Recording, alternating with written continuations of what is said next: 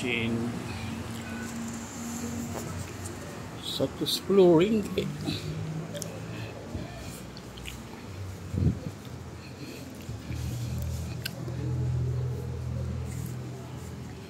Oh.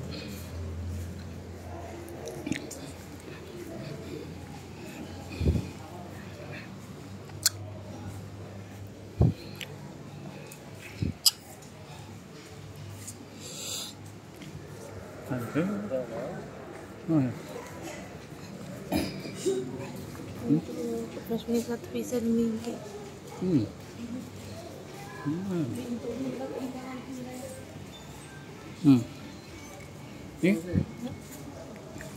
Ini kecil, panas. Dia untuk Kak Ina gitu.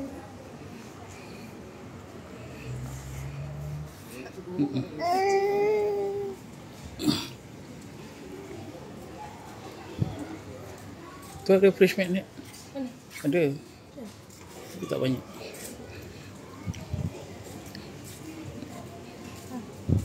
Tu belah ujung. Ada tengah ni. Tengah itu je lagi tak. Oh ya. Bersing lah be Habis kau bila nak banyak tu dekat air papan ni, air papan banyak. Oh, air papan. Oh.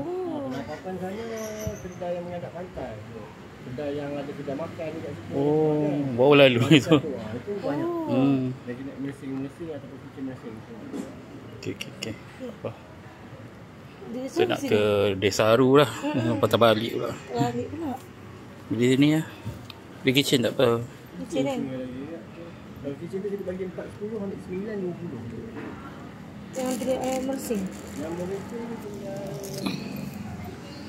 punya macam ni air papan ni mesin ni. Oh ni. Itu mesin. Ini mesin. Ini buat cuci ni kat stok mesin tu.